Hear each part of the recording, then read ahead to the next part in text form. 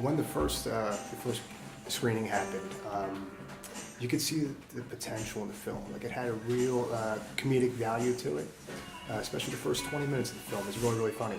And then we get into the romance between Douglas and Melanie as she comes back into his life, and it really. How you doing today? I honestly wouldn't know how to categorize the film. Like, what would you call it?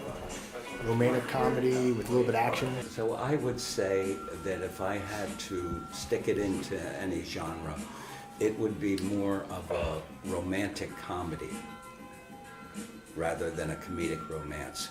And James worked a lot in the same way that I work a lot.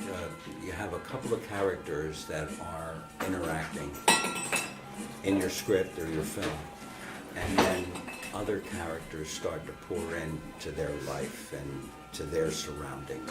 I would say my favorite scene of the film is probably the action scene, because you don't expect it, and the response from the first screening was kind of ridiculous. Like, people thought it was funny. At the same time, it had a good feeling. It made people feel good about the situation with Douglas and Melanie. Shit, you're coming with us right now. No, I'm not. Where are you going, huh? Stop it. Stop. With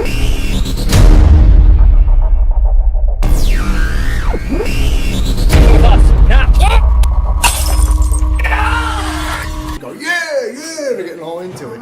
And, that's why I make movies. I love to see reactions from people. But I think that the core, the thread of this film are two things. James's comedy and also the romance. People should come out and see this film. I don't know how many chances you're going to get to see it. That's why, Tuesday night, definitely come on out and check it out, because you're going to enjoy it and you're going to laugh and you're going to feel that love. But I would say that their romance was doomed from the beginning. Because it's a love that makes them a victim of circumstance, because they can't be in love. Even though they are in love, in their hearts, they can't be together because of the circumstances. But that's just me. I lean towards the dramatic more than the comedic. There's that one person in your life that you'll never forget, but you just can't be with them because the situation isn't correct.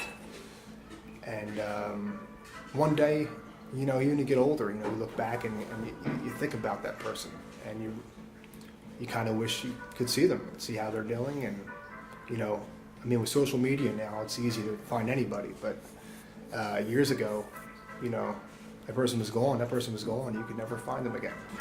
For James, he tried to make this as funny as possible and as romantic as possible, which he did. And I know people love happy endings. And even though the love is there, it's just impossible. That's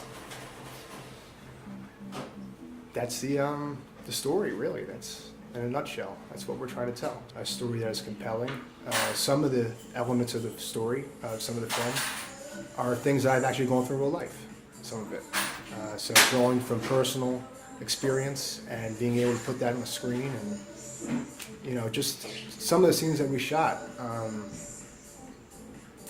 it was surreal because I felt like I was living it all over again for a second. But for me, I would say that you'll have to come see for yourself as far as whether Melanie and Douglas will ever get back together again, forever. And that's the power of film. That's the power of making a film like this. Just come see the film. I think you'll enjoy it. Again, it's Victims of Circumstance. It's going to play at 9 p.m. February 20th at the Ritz Force, 4th and Randstad. Thanks.